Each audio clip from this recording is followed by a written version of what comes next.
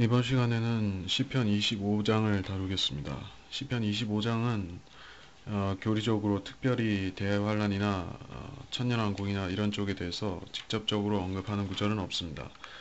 단지 이 마지막 22절에서 이스라엘이 이 민족에 대한 간구로서 중보로서 기도가 끝나기 때문에 이 후반부의 일정 부분은 대환란에 대해서 언급한 것이 간접적으로 나온다. 그렇게 짚고 넘어가면 되는 부분입니다. 그러면 특별한 건 없기 때문에 25장 1절부터 살펴보겠습니다. 오 주여, 내가 주께 나의 혼을 들어 올리나이다. 오 나의 하나님이여, 내가 주를 신뢰하나이다. 나를 부끄럽지 않게 하시고 내 원수들이 나를 이기지 못하게 하소서. 정녕 주를 고대하는 자는 누구라도 수치를 당하지 않게 하시나 까닭없이 속이는 자들은 수치를 당하게 하소서. 오 주여, 주의 도를 내게 보이시고 이끌소서. 이렇게 25장에서 첫 7구절이 그리스도인에게 영적 교훈이 되는 구절들이다. 그런 사항으로 언급되고 있습니다. 여기서 주여, 내가 주께 나의 혼을 들어 올리나이다. 그렇죠. 그러니까 우리가 그리스도인의 경배는 영과 진리로 드려야 되는 것이다 하는 점을 여러분은 알고 있으실 것이에요. 자, 그런 구절이 나오죠. 요한복음 4장 23절에서 24절 사이에 주님께서 이렇게 말씀하셨죠. 그러나 참된 경배자들이 아버지께 영과 진리로 경배 드릴 때가 오나니 바로 지금이라. 이는 아버지께서 자기에게 경배 드리는 그런 자들을 찾으심이니라. 하나님은 한 영이시니 그분께 경배 드리는 자들은 영과 진리로 경배 드려야만 하리라고 하시니라. 예. 그렇죠. 이라는 말이 사람의 영을 뜻할 때도 있고 또 성령을 말할 때도 있는데, 여기서는 이 거듭난 사람의 다시 산 그 그 영으로 우리가 이 주님께 경배 드려야 된다는 말입니다. 근데 이 구약 시대에 이 실제적으로 사람들은 영이 죽어 있었죠. 그렇기 때문에 그들이 영으로 경배 드리는 것이 온전히 이루어질 수가 없었습니다. 그래서 주님께서는 요한복음에서 바로 지금이라, 바로 지금이라 그렇게 말씀하셨는데, 이는 그 거듭나서 주님을 섬길 그리스도인들에 대해서 미리 언급하신 것입니다. 그래서 다윗이 주님께 드릴 수 있는 최상의 경배는 그의 혼을 주께 들어 올리는 것이었어요. 그의 혼을 주께 들어 올리는 것이죠. 주님께서 사람을 보실 때 어디를 보시는 것이에요? 사람의 육신, 겉면을 보시는 것이 아니죠. 구약시대의 사람들도 마찬가지입니다. 우리는 사람의 외모를 보고 판단하지만 주님께서는 외모를 전혀 안 보시는 것입니다. 그 혼을 보시는 것이죠. 그 혼의 상태, 그것이 죄로 덮여 있는지, 그 혼이 소망하는 것이, 소원하는 것이 주님을 만나는 것인지, 아니면 그 혼이 술에 취해 있듯이 이 죄와 세상에 취해 있는지, 이런 것들을 주님께서는 살피시는 것입니다. 그래서 다윗은 자기 혼을 들어 올려서 주께 이 간구를 드리고 있습니다. 2절에서 내가 주를 신뢰하나이다. 부끄럽지 않게 하시고 원수들이 이기지 못하게 하소서. 그렇죠. 우리가 그리스도인도 자, 이걸 영적으로 적용해서 우리가 수치를 당하고 부끄러움을 당할 일들이 사실은 도처에 많이 있죠. 그러니까 이 육신을 제대로 사용하지 못할 때, 이 육신을 의의 병기로 사용하지 못할 때 그리스도인들은 수치를 당할 수밖에 없는 것이죠. 누구에게 수치를 당하는가? 이 세상 사람들에게 수치를 당하게 되어 있습니다. 그리고 그 자기 자신한테 이 양심의 수치를 당하게 되어 있어요. 그렇죠. 그리고 또 마귀에게 수치를 당할 수 있습니다. 이 마귀는 사실 이러한 이 세상 사람이라든지 이 육신을 통해서 우리를 계속해서 공격해서 우리를 하여금 부끄럽게 만들고 또 그래서 우리가 마치 이 패배한 것 같이 육신과 세상과 마귀에 패배한 것 같이 살도록 그렇게 만들려고 하는 것입니다. 그래서 그리스도인이 간증을 잃어버린다고 하는 것은 사실 굉장히 무서운 얘기입니다. 간증을 잃어버린다는 것은 저 구원을 잃어버린다고 말하는 그러한 행위 구원론자들이 말하는 그러한 것보다 훨씬 심각한 것이에요. 그러니까는 그 사람들, 이 구원을 받지 못한 채로 이 행위를 믿고 있는 사람들은 자기 구원을 잃어버릴까봐 그걸 걱정하면서 사는데, 그리스도인은 그런 것을 염려한다는 것이 아니죠. 우리는 우리 생의 간증을 잃어버릴까 염려합니다. 이 간증은 잃어버릴 수 있는 것이에요. 왜냐하면 그 간증이라는 것은 그렇죠. 우리 일생이 증거하는 것이고 우리의 생활 그 자체인 것이에요. 그러니까는 이 생활이라는 것에는 이 마귀가 끼어들 틈새가 얼마든지 있는 것입니다. 또 이 우리의 육신 자체에도 마귀가 틈을 탈 수 있는 것이 많이 있는 것입니다. 우리는 거듭나기 전에 가졌던 우리 육신적인 기질들, 우리가 죄악을 즐기며 살았던 날들에 가졌던 이 육신의 취약한 면들, 이 죄에 쉽게 굴복하는 면들을 우리는 여전히 이 육신 안에 갖고 있는 것입니다. 그렇기 때문에 우리가 이 성령의 말 대신 육신의 말을 듣게 되면은 우리는 그것이 지속될 적에 그렇게 되면은 정말 부끄럽게 되는 것이죠. 그래서 우리는 그렇게 되지 않도록 이렇게 다윗이 기도했듯이 우리한테도 내 원수들이 날 이기지 못하게 하소서, 이러한 기도는 우리도 드려야 된다는 것입니다. 정녕 주를 고대하는 자는 누구라도 수치를 당하지 않게 하신다. 그렇죠. 그러니까 주를 고대하는 자가 누구예요? 우리는 주를 고대하죠. 우리 안에 계신 주님이시지만은 또 우리는 그분과 얼굴과 얼굴을 마주하여서 이 재림, 그 공중 재림의 날에 주님을 뵐 것을 소망하고 있죠. 그 고대하는 소망이 있는 사람은 수치를 당하지 않는 것이죠. 예. 그러니까는 우리를 이 그리스도인을 속이는 존재들이 사람의 속임수라든지 이 마귀의 속임수라든지 세상의 세상으로부터 좀 안일하게 살아보라는 그러한 꼬임이라든지 얼마든지 많이 있지만은 우리가 그런 속임에 안 넘어가는 이유는 우리는 주님의 얼굴을 기다리는 사람들이기 때문이라.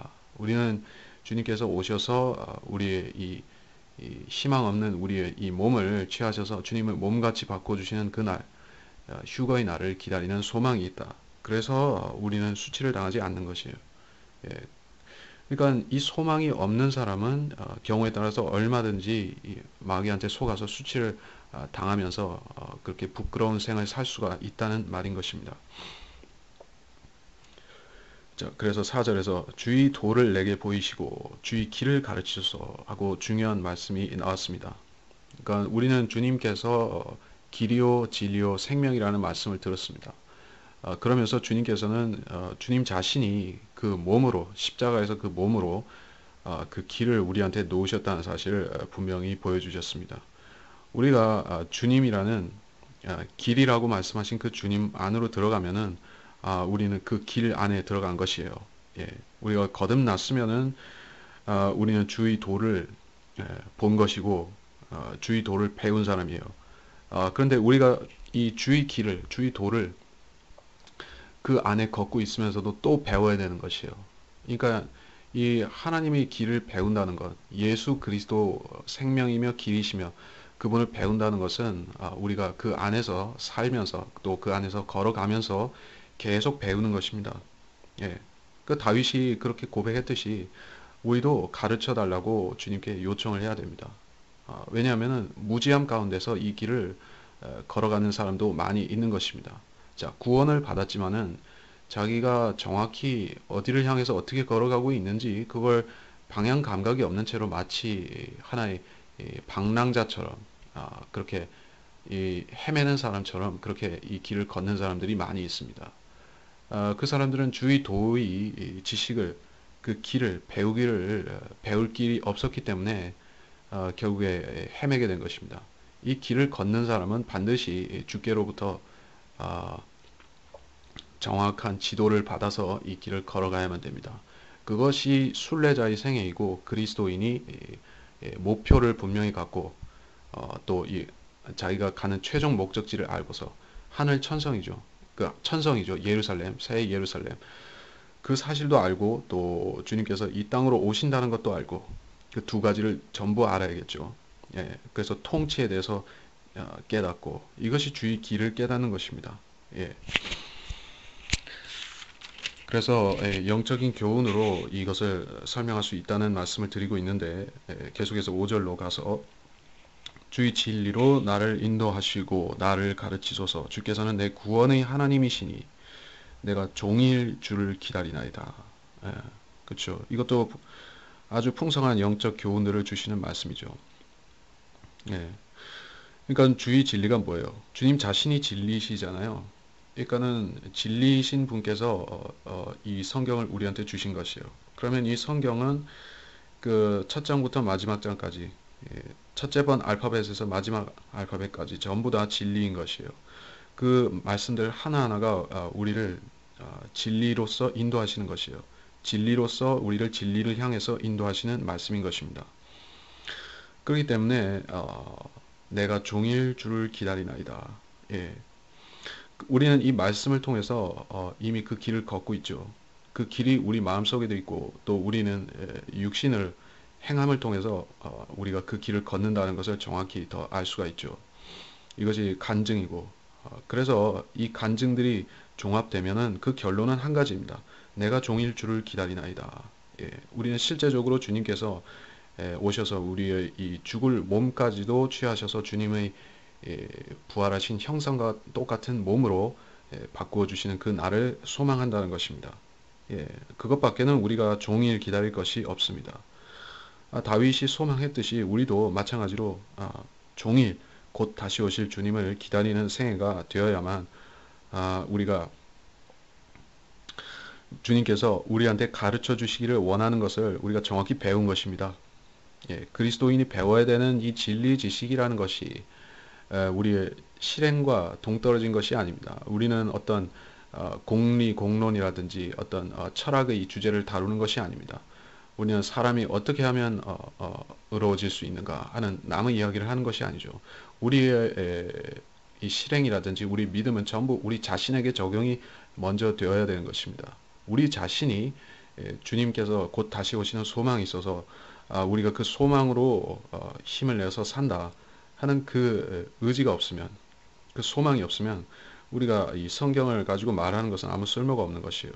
모두 먼저 자신에게 적용하고 그 잣대를 가지고 세상이나 다른 사람도 판단은 할 수가 있습니다. 그러나 우선순위는 먼저 자기를 판단하는 것입니다. 자기한테 적용이 안 되는 것은 남한테 판단을 하면 안 되는 것입니다. 자, 그래서 6절부터 오 주여 주의 온유한 자비들과 주의 자애들을 기억하소서. 그것들은 예로부터 있어 왔나이다. 오 주여 내 젊은 시절의 죄들과 내 죄가들을 기억하지 마시고 주의 자비를 따라 주의 선하심을 인하여 나를 기억하소서. 자, 주의 온유한 자비들, 주의 자애들 기억하소서. 예로부터 있어 왔나이다. 그렇죠. 이 다윗 이전의 모든 성도들이 이 자애와 자비를 받았죠. 아담 위에 내려진 주님의 자애와 자비가 무엇이었죠? 그것은 주님께서 자기 죄를 스스로 어쩌지 못하는 아담에게 이 동물 가죽, 아마도 동물 가죽, 그 양 가죽을 벗기셔서 그 피 흘린 그 양의 희생을 통해서 그들의 죄를 덮어주시고 수치를 가리게 한 것입니다. 이것은 하나님의 자비요 자애로밖에는 설명이 되지 않습니다.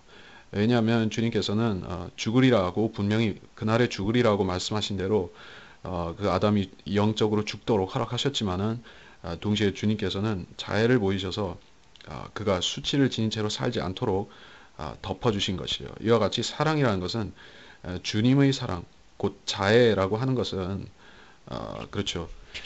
덮어주는 것입니다. 그러니까 불의를 무조건 무시하고 덮어준다는 것이 아니라 그 심판을 하시면서도 그 심판으로 인한 멸망을 막아주시는 것이에요. 공의가 있고 동시에 자애가 있습니다. 그 두 가지는 모두 같이 가는 것이고 하나만 가지고 설명한다는 것은 이 하나님의 속성상 전혀 불가능한 것입니다.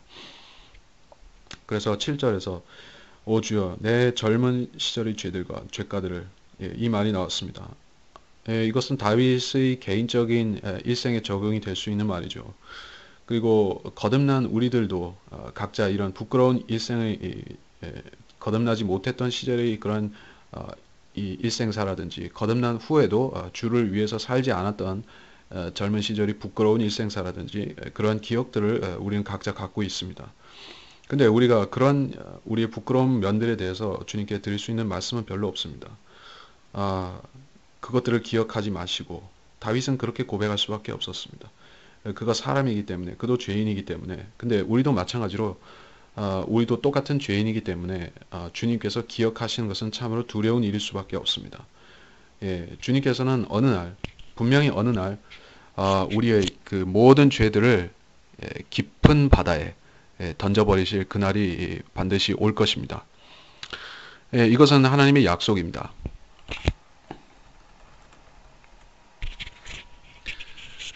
아, 예, 깊음에 던지시고 깊은 바다에 던지시고 제가 참조 구절을 찾으려고 했는데 못 찾았습니다. 근데 이사야서에 나오는 구절입니다. 그래서 이 주님께서는 결국에 그 우리 죄들을 다시 기억하지 않으신다고 성경에서 여러 번 약속을 하셨습니다. 그리고 우리 죄들을 이 양털과 같이 희게 한다고 또 약속을 하셨죠. 만일에 우리가 영원히 앞으로 주님과 함께 살아가는데 그 천년왕국 그리고 그 후에 모든 시간들에서 주님께서 만일에 우리의 과거의 죄들을 항상 기억하신다면 그래서 주님과 우리가 만날 때 항상 주님께서 우리 그 예전 죄들을 기억하고 계신 것을 우리가 안다면은 얼마나 괴로운 일이겠습니까? 그렇다면 참으로 이 용서가 다 끝난 것이 아닌 것이죠.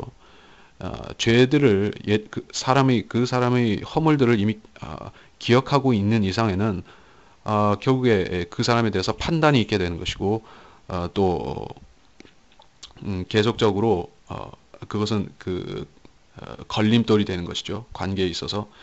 그렇기 때문에 이 하나님과 예수 그리스도와 우리 죄인이 완전히 교통이 된다는 사실은 죄로 인해서 방해받지 않고 교통한다는 사실은 주님께서 지금 현재로서 지금 현재도 주님께서는 우리의 과거 죄들 구원받기 전에 모든 더러운 행실들에 대해서 주님은 그것을 더 따지시는 것이 아니에요. 주님으로서는 따지시는 것이 아닙니다. 다만 우리 기억 속에는 아직 그것들이 남아있죠. 뿐만 아니라 우리 육신에도 그 예전에 행했던 일들의 그런 습관들이 남아있는 것이죠. 때문에 그러한 것들이 우리를 괴롭히고 우리 마음을 무겁게 한다 할지라도 결국에 다윗이 했던 이 7절의 고백과 마찬가지로 우리는 그것을 개의치 말아야 됩니다.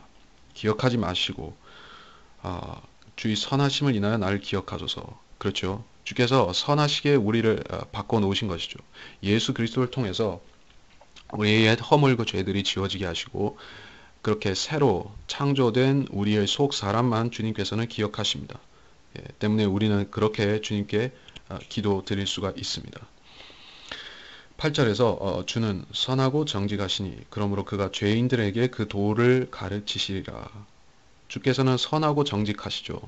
이 땅에 오셨을 적에 육신으로 오셨을 적에 주님께서는 선한 길을 보여주셨죠. 그래서 이 병자들과 이 문둥병자들과 소경들과 전륜발이들과 안제병이들을 치유해 주시고 또 많은 병자들과 함께 이 마귀 들린 자들을 치유해 주시면서 하나님께서는 선하신 분이다. 인간의 고통을 무시하거나 조롱하는 그러한 이 헬라의 신들과 같은 그러한 악한 신이 아니라 주님은 정말로 참으로 선하신 하나님이구나 하는 것을 인간 예수 그리스도로 오셔서 보여주신 것입니다. 그리고 그분은 또한 정직하시죠. 그래서 그분은 한번 일단 펴려고 하셨던 전하려고 하셨던 그 진리를 상황에 따라서 맞추거나 굴복하시는 것이 아니죠. 주님께서는 천국을 이 땅에 이룩하러 오셨는데 그 천국이 거부되기 전까지는 주님은 계속 천국을 전파하셨습니다. 마태복음에 보면. 그러다가 이 유대인들이 천국을 거부함으로 인해서 주님께서는 이 천국의 신비들을 또한 말씀하신 것입니다. 그것들은 주님께서 어떤 철회하신 것이 아니라 사람들의 거짓말 때문에 거역 때문에 반역 때문에 연기하시는 것입니다. 이처럼 주님께서는 한번 하신 약속을 절대 인간들의 신실하지 못한 인간들이 거역하는 것 때문에 완전히 바꾸시는 법은 없습니다. 그러므로 주님께서는 그 도를 가르치신다. 죄인들에게 가르치신다. 우리가 회심하게 된 가장 결정적인 동기가 예수 그리스도 앞으로 회심하게 된 결정적인 동기가 무엇인가? 우리는 구원받기 전에 거역하는 자들에 속해 있었죠. 죄인들이었죠. 예, 우리는 이 말씀을 스스로 붙잡거나 스스로 지킬 힘이 전혀 없었습니다. 예, 주님께서는 말씀을 깨달을 수 없는, 말씀에서 어떤 영적인 것도 얻을 수가 없는 우리한테 오셔서 우리가 우리는 죄인입니다 고백했을 때, 우리는 죄인이고 주님은 의로우시고, 의로우신 주님께서 이 죄인인 저를 말씀으로 고쳐주시고 주님의 피로 정결하게 해주십시오 했을 적에 주님은 우리 소원대로, 우리 소망대로 그대로 이루어 주신 것이에요. 그렇죠. 그 도를 우리한테 가르쳐 주신 것이에요. 예.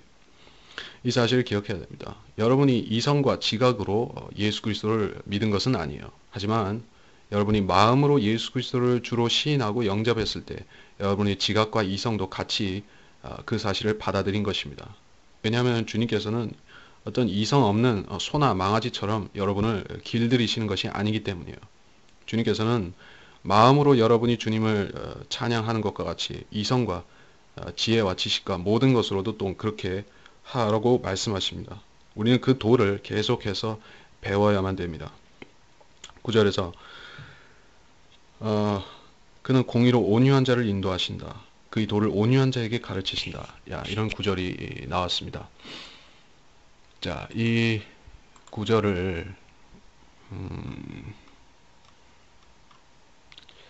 이 온유가 어떤 것인가? 이 주님의 온유는 참 각별하고 이 유래를 찾을 수가 없는 그러한 온유였죠. 주님께서 이 땅에서 보여주신 많은 이 하나님의 성품들, 이 성령의 성품들과 유사한 것이지만은 주님께서는 땅에서 많이 보여주셨습니다. 그 중에 하나가 주님의 온유입니다. 예, 이 온유라는 것을 우리가 흔히 오해하기가 쉬운데, 이것을 좀 어떤 겸손함과 조금 착각할 경우도 있고, 그냥 성품이 착한 것, 뭐 그 정도로 생각하는 경우가 있습니다. 하지만 이 온유라는 것은 기본적으로 하나님의 거룩하신 성품입니다. 예, 그러니까 이 온유라는 것을 한마디로 그냥 아무에게나 누구에게든 언제 어떤 상황에서도 무조건 착한 태도를 고수하는 것이라고 말할 수는 없습니다. 예. 온유한 사람은 경우에 따라서 이 죄인들에게 화를 낼 수도 있는 것입니다. 모세를 예로 들자면은 제가 본문에 썼지만은 이 모세는 참 하나님 앞에서는 겸손한 사람이었죠. 온유한 사람이었죠. 그러니까 이 모세가 하나님께 화를 낸 적은 없죠. 단지 정말 이 백성이 괴롭히고 그를 시달리게 했었기에 결국에 백성들한테 짜증을 냈었던 일은 있지만은, 예, 그래가지고 결국에 육신적인 성품 때문에 실족을 한 것이지만, 그래도 그는 하나님께는 이 온유함을 버린 적이 없습니다. 그러니까 우리 그리스도인들이 이 온유라는 것을 특별히 성경에서 배울 필요가 있는 것입니다. 이 많은 그리스도인들이 보면은 하나님께 어떤 기도를 드리는지 우리가 그 속 내막을 보면은 알 수가 있습니다. 많은 그리스도인들이 하나님께 화를 내듯이 막 기도를 하는 경우가 있어요. 하나님 왜 이거 안 이루어 주시는지, 하나님 이건 꼭 이루어 주셔야 되는데 주님 까먹으신 거 아니십니까? 라든지 이런 식으로 그러니까 그리스도인은 하나님과 허물없는 교제가 가능하죠. 예, 가능합니다. 성령을 통해서. 그렇게 교제가 가능하다고 해서 우리가 하나님께 그렇게 막 기도할 수는 없는 것이에요. 사실은 하나님께서는 우리한테 가장 필요한 그런 기도 제목도 알고 계시고 우리가 미처 못 구하는 것이지만은 우리한테 필요한 것들을 이미 알고 계세요. 예, 그래서 필요하면 우리한테 필요한 것들을 우리가 정말 잊고 있으면은 성령을 통해서 알려주셔서 그게 생각나서 기도하게 하시는 경우가 있고, 또 정 까먹었으면은 주님께서 필요한 거면 그냥 이루어 주실 때도 있는 것입니다.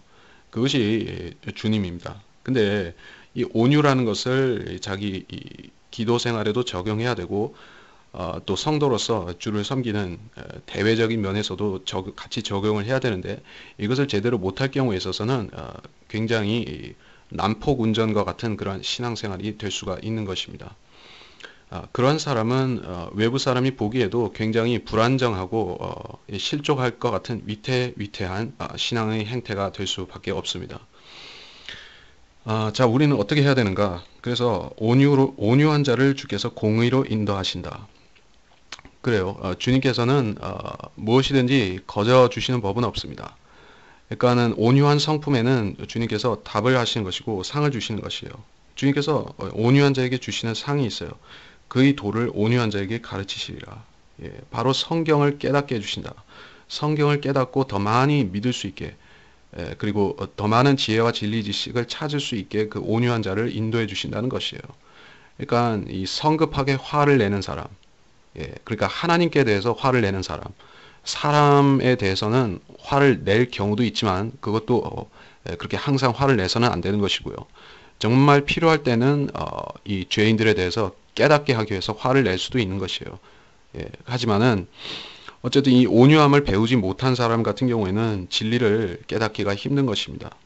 예, 그러니까 그 성품을 먼저 단련하지 않고서는 주님께서 이 많은 말씀들을 깨닫게 해주실 수가 없는 것입니다. 잘못 사용할 수 있기 때문입니다. 그러니까 지금 이 이단으로 빠진 많은 그런 사람들, 이단에 넘어간 사람들 같은 경우에는 이 성품을 잘 다스리지 못한 사람들이 그 중에 많이 있는 것입니다. 자기 성품을 다스릴 수 없는 사람은 결국에 어떤 진리를 받아도 그 진리에 머물거나 그것으로 만족하는 법을 배우지 못하는 것입니다. 그렇죠. 그래서 10절에 그의 모든 길은 그의 언약과 그의 진리를 지키는 자에게 자비와 진리로다. 그렇죠. 그의 언약, 그의 증거들을 지키는 자. 우리가 지켜야 될 우리의 언약은 무엇이죠? 예수 그리스도의 피로 맺은 우리와 하나님의 언약인 것이죠. 이 언약은 영원한 언약이고 이 언약을 우리가 믿음으로 지키면 하나님께서는 우리한테 자비와 진리를 더 풍성하게 보여주시겠죠.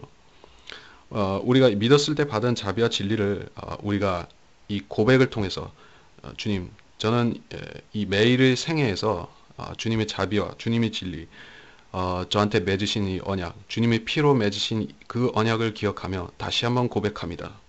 다시 한번 주님께 제가 이 놀라운 은혜로 주님께서 저를 구해주신 사실을 고백합니다. 이렇게 매일 고백한다면은 주님께서 한 번 자비와 진리를 보여주시고 끝내시는 것이 아니라 계속해서 우리가 그 안에 잠겨 있을 수 있을 만큼 풍성히 그것을 주신다는 말입니다. 11절 오 주여 주의 이름을 위하여 나의 죄악을 용서하소서. 그 죄악이 크니이다. 주를 두려워하는 자는 누구인가? 어떤 사람인가? 주께서 그에게 택할 길을 가르쳐 주시리라.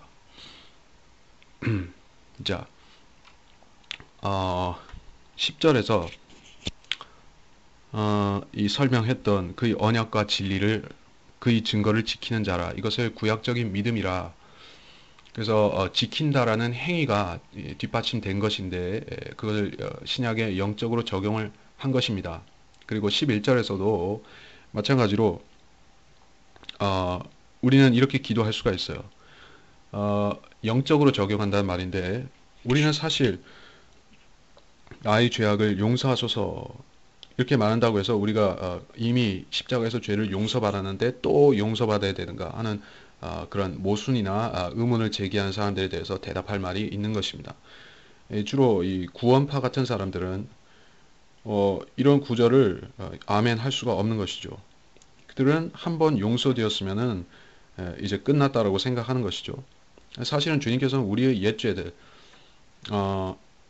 죄들뿐만 아니라 우리가 앞으로 지을 모든 죄들, 그러니까 통틀어서 모든 죄를 싹 치워버리시고 잊으셨어요. 근데 실제적으로 우리는 이 육신으로 죄를 짓잖아요. 그럼 그 죄는 마찬가지로 십자가로 돌아가서 거기서 못 박히고 거기서 끝납니다. 네. 그러니까 우리는 실제적으로 우리 죄가 우리 눈앞에서 처리되는 과정을 또한 보고 깨달을 수 있는 것입니다.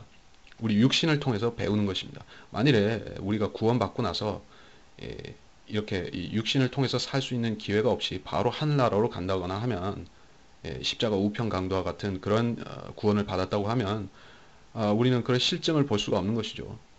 한번 용서받고 더 이상 살아보지 못하는 것이니까. 근데 우리한테 이 구절은 적용이 된다는 것이에요. 왜냐하면 우리는 몸을 갖고 살고 있으니까. 이 육신이, 이 몸은 아담으로부터 물려받은 그 죄악의 몸인 것이에요.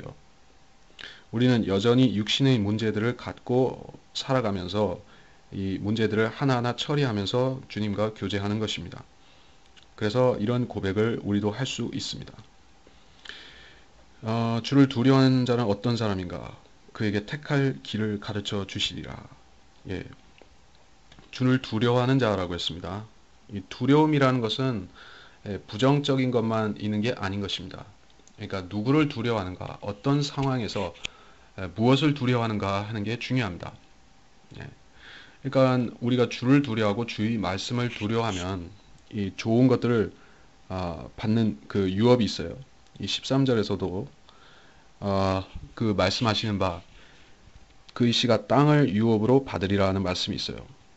그의 혼이 평안히 거하고, 이거는 이 생활의 간증을 우리가 언급한다고 볼 수 있고, 땅을 유업으로 받는다는 것은 이 오는 세상에서 받는 것을 말하는 것이죠.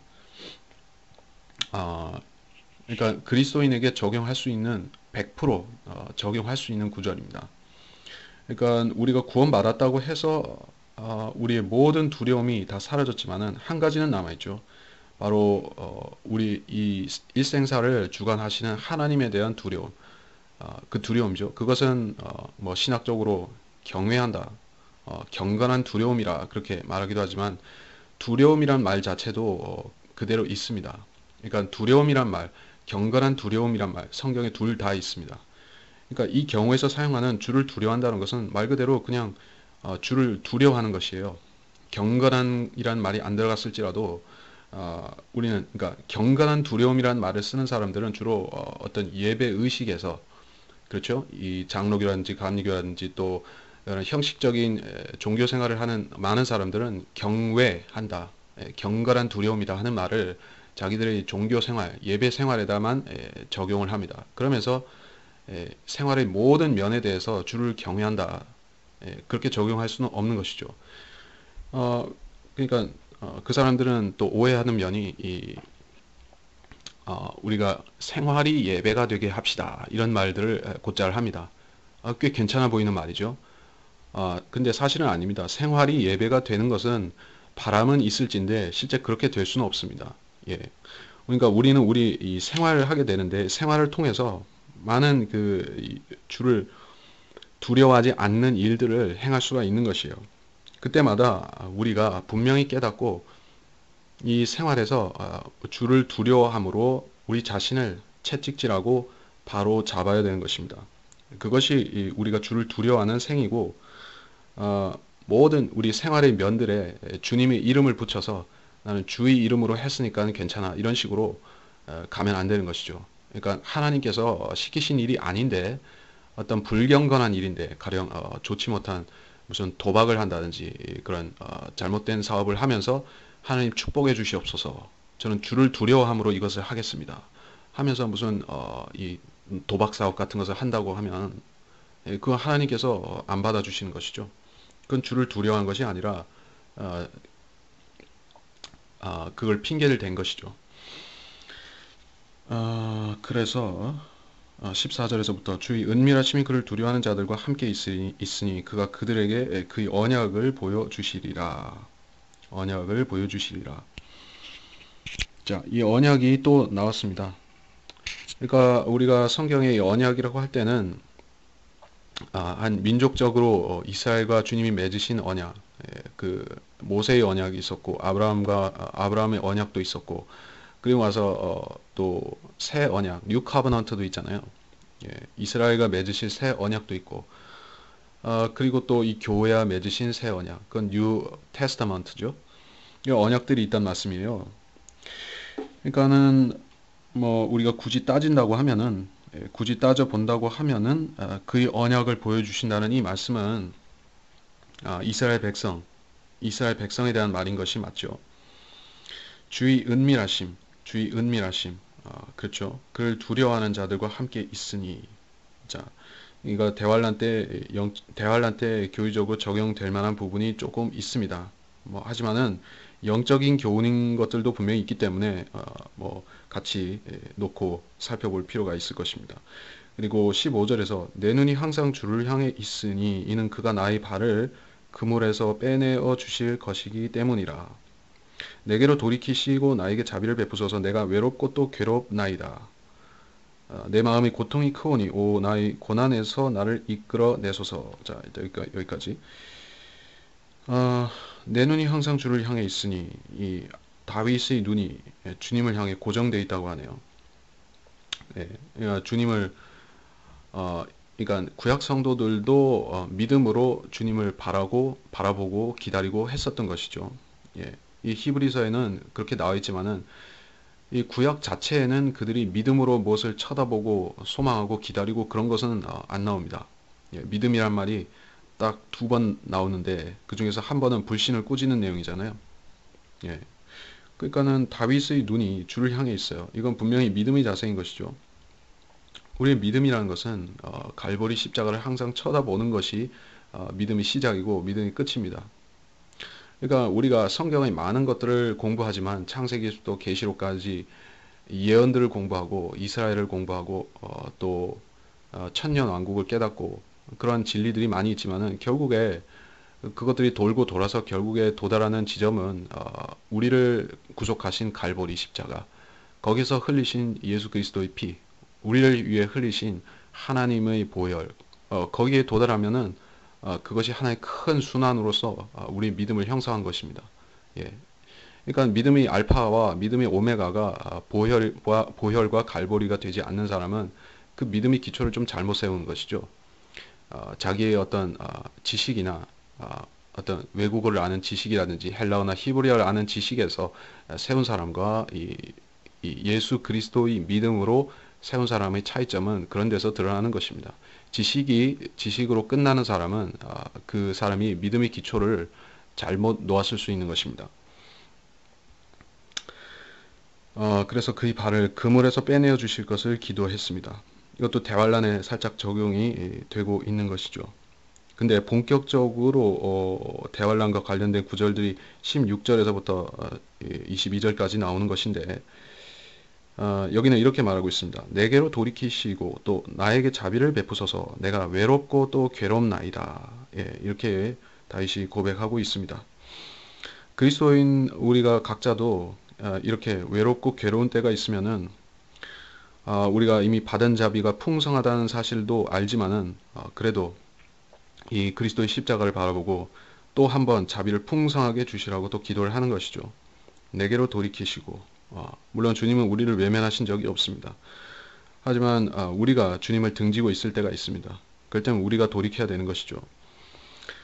근데 이 다윗이 여기서 고백하고 있는 외롭고 괴롭다는 말은 이 대환란 때 이스라엘의 그 고독, 그 괴로움, 그 말로 다 못하는 그것을 여기서 함축적으로 말을 하고 있다. 그렇게 볼 수가 있습니다.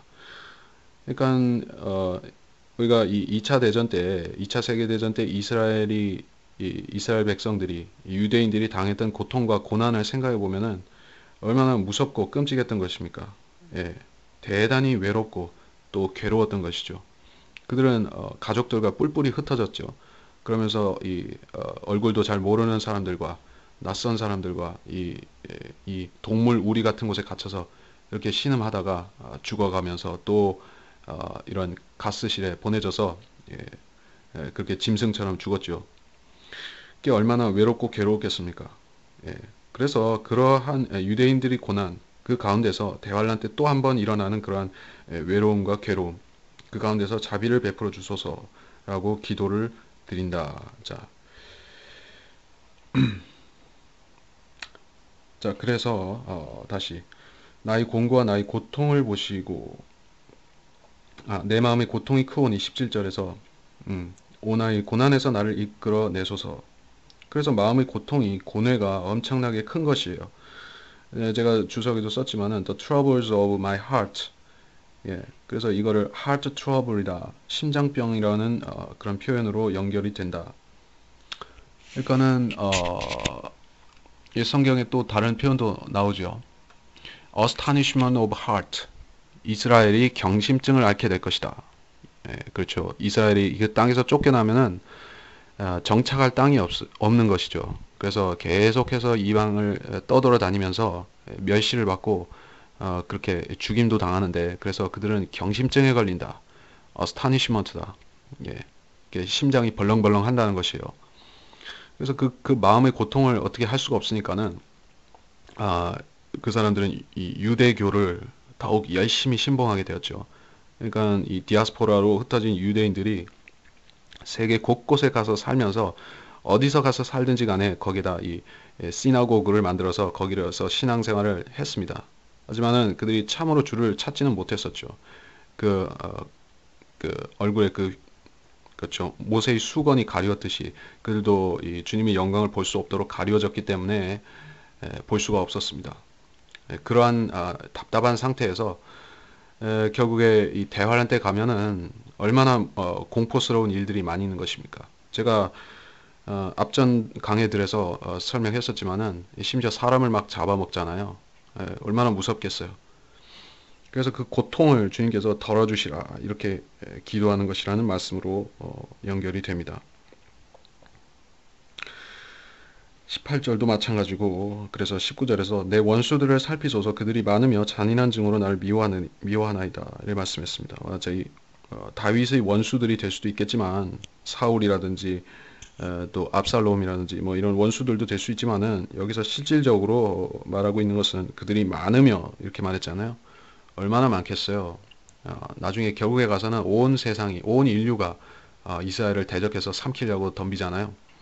엄청나게 많죠. 그래서 그들이 잔인한 증오로 나를 미워한다. 얼마나 잔인한지 이 사람을 잡아서 막 제사를 드리잖아요. 피와 살을 먹고 마시고 이 카톨릭 인신 제사를 하면서 그렇게 막 이스라엘을 핍박하는 것입니다. 잔인한 증오죠. 20절에서 내 혼을 지키시고 나를 구하시며 나를 부끄럽지 않게 하소서 이는 내가 주를 신뢰함이니이다. 그래요. 이 대환란 때는 자기 혼을 자기가 지켜야 돼요. 잃어버릴 수도 있기 때문인 것이죠. 혼을 잃어버리면 어떻게 되는 것이죠? 지옥에 가고 거기서 벌레 모양으로 퇴화되어서 영원히 붉은 벌레가 되어서 고통을 받는 게 지옥이지 않습니까? 혼을 지켜달라고 지금 강구하고 있습니다. 우리 그리스도인들은 이 성령 안에서 혼이 완전히 지켜지는 것이잖아요. 우리 혼이 다시 성령의 규제에서 벗어나서 지옥에 갈 일은 없잖아요. 하지만 이 구약시대 다윗도 마찬가지고 대환란 때의 이스라엘 사람들도 이 혼의 구원의 보장이 없으니까 지켜달라고 계속 강구하는 것입니다. 21절에 온전함과 정직함으로 나를 보호하소서 이는 내가 주를 기다림이니이다. 그래요. 여기서 주를 기다린다는 말이 또 나왔죠. 그리고 온전함과 정직함은 주님께서 재림하시면은 그들을 심판하시고 이 악인들을 심판하시고 또 이스라엘을 판단하실 때 보여주실 그 온전함과 정직함이고 의 태양이신 주님께서 이 새 세대 떠오르시면은 그때 거기서 보여주실 큰 온전함, 온전한 세상, 의인들의 세상 그리고 그 정직함, 그런 그렇죠. 거기서는 어떤 위선으로 재판하는 것이 전혀 없지 않습니까? 그래서 그거를 기다리는 것입니다. 22절에서 이 앞에 16절 등에서 말씀했던 이 큰 고난과 고통과 고뇌가 무엇인가 우리가 그것을 확인하게 되는데 오 하나님이여 이스라엘을 그의 모든 고난에서 구속하소서 이렇게 끝납니다. 자, 앞에서는 분명히 내 마음이 이렇고 저렇고 내가 고통스럽고 내 심장이 벌렁거리고 이런 얘기를 하다가 갑자기 끝에 가서는 이스라엘을 구속하소서 이렇게 됐다는 것입니다. 자, 이 분명해지는 것이죠. 성경은 시편은 특히 이런 식으로 화자 그러니까 주로 이 다윗 왕일 경우에 그가 자기 이 속마음을 이렇게 막 얘기를 하고 자기 개인사적인 것을 막 고백하는 것 같으면서 결론에 가서는 그게 이스라엘 민족 전체 특별히 이 대환란 때 고난받을 이스라엘 자체에 그렇게 교리적으로 연결이 되는 것들이 심심치 않게 나오는 것입니다. 그런 것들을 우리가 찾아가면서 또 성경 공부를 하는 것입니다. 이 성경 공부라는 것이 이런 것들을 찾는 것들이 대부분의 과정이고 작업이라고 할 수 있습니다. 물론 우리는 그 말씀의 군데군데 틈새에서 우리한테 발견할 수 있는 영적 교훈들 그리고 은혜의 말씀들 그거를 놓쳐서는 안 되겠죠. 하지만 결국에 우리가 그런 은혜를 받는 것도 이러한 교리의 뼈대, 이 말씀들을 올바로 나눠서 공부하면서 생기는 이 구분하고 그렇게 이 체계를 세우는 그 뼈대 안에서 우리가 그렇게 체계 있게 쌓아 나가는 것이지 그냥 은혜는 은혜대로만 그렇게 막 쌓는 것이 아닙니다. 예, 그것이 바른 성경 공부라는 점을 제가 주지하고 싶었던 것입니다. 그렇게 해서 25장을 그렇게 복잡한 장은 아니었지만은 살펴보면서 우리가 교훈을 얻을 수 있었다고 생각합니다. 이제 앞으로 시편에서 계속 그 다윗의 시가 이어지는데 이것들이 전부 이 천년 왕국에 대한 교리들이 엄청나게 계속 나오고 있습니다. 예, 이 성경은 사실 이 천년 왕국을 빼고는 성경은 어떻게 말을 할 수가 없는 책인 것이에요. 구약의 대부분이 이 교리와 관련돼서 모형도 나오고 직접적 언급도 나오고 하면서 신약으로 연결을 짓고 또 신약에서는 또 계속 다루면서 잠깐 교회 시대에 나왔다가 다시 또 왕국으로 리턴하는 것이 이 요한 계시록인 것입니다. 우리가 성경의 이런 구도를 이해하지 못한다면은 우리는 지극히 작은 성경의 일면만 보고 그렇죠? 우리가 받은 그 큰 은혜, 물론 우리는 그 예수 그리스도의 십자가 은혜를 깨달아야 되지만 그거를 충분히 그 은혜 안에 있어야 되지만은 그렇다면은 우리는 그 은혜를 알고서 성경의 더 깊은 것들, 이 왕국에 관한 진리들을 깨달아서 우리가 하나님께 더 큰 영광을 돌릴 수 있어야 되는 것입니다. 예, 그렇습니다. 그래서 이번 시간 마무리하겠고 기도하겠습니다. 하나님 아버지, 시편 25장을 통해서 우리가 이 그리스도인들이 받을 수 있는 영적인 교훈들이 이렇게 예언의 말씀 사이에도 풍성하게 주님께서 공급하신다는 것을 알았습니다. 모든 시대와 모든 세대에서 주님께서는 이 말씀을 통해서 진리 지식과 교훈과 또 우리가 살아야 되는 방침들, 방향들, 우리의 생활에 대한 지침들까지도 다 주십니다. 하느님 아버지, 이 말씀을 온전히 깨닫는다는 것은 우리의 지혜와 지식으로 되는 것이 아니었고 우리가 생각한다고 바란다고 모두 이루어지는 것이 아닙니다. 오 주님, 주님께서는 우리 마음의 진실함과 우리 마음에서 신실하게 주님의 말씀을 알고자 하는 우리의 바램을 보십니다. 우리 마음이 신실하고 진실하다면 주님께서는 주시고자 하는 말씀을 모두 주실 것입니다. 그러므로 우리가 이 주신 말씀들을 모두 깨닫게 하시고 그것을 우리가 적용할 수 있게 하시며 또 우리가 그것을 지키게 하시며 그것을 충분히 온전히 믿고 또 이로 인해서 증거할 수 있게 우리 각 사람을 그리스도의 형상으로 빚으시고 또 훈련시켜 주시기를 원합니다. 이 성경 공부를 지속함에 있어서 모든 성도들이 이와 같은 동일한 축복과 유익을 나누어 갖기를 원합니다. 감사드리며 모든 것을 위대하신 우리 주 예수 그리스도의 이름으로 기도했습니다. 아멘.